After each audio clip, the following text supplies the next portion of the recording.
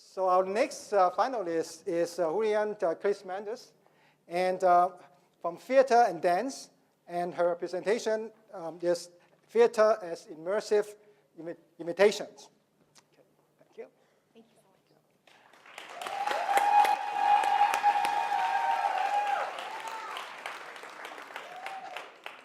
That's very good.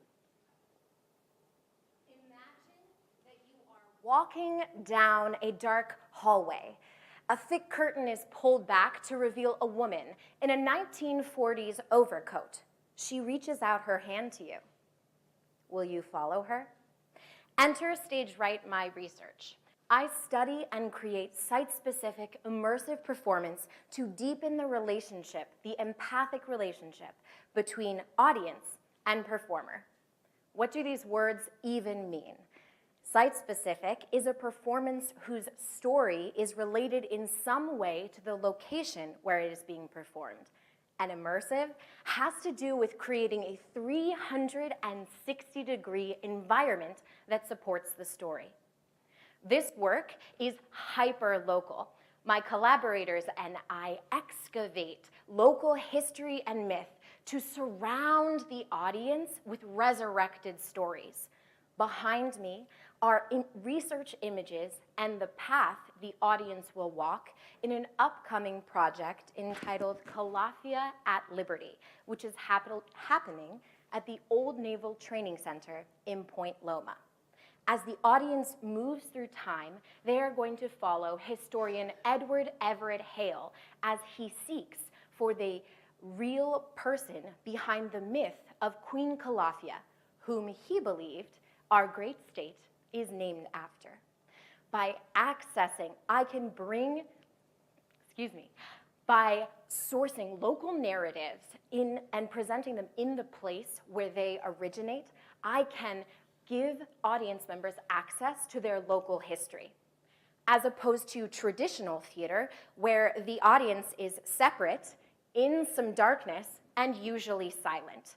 This mode of being worked when the audience needed space to have emotion. However, theater is losing ground to augmented and virtual reality that are espousing entertainment instead of human connection.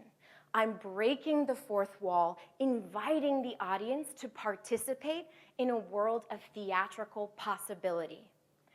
So when the audience steps into history, they are interacting one-on-one with the performer. This way of interacting is actively practicing empathy. We believe that this project and this form allow audience members to practice and witness new perspectives other than their own. And we believe that doing so will allow them to take agency in their own lives. Thank you.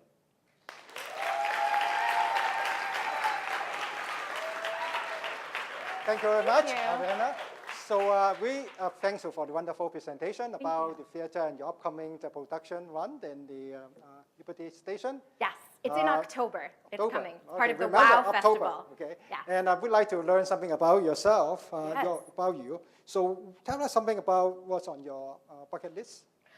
My bucket list is rather odd. I am a big believer in history, as we know, and I'm really interested in river jousting. And there's a river jousting festival where jousters on boats run at each other. And so there are rowers and there are jousters, and it takes place in this little town of Sète in France. Wow. That's my bucket list. Okay, sounds like you like traveling. What would be your most favorite destination for travel to?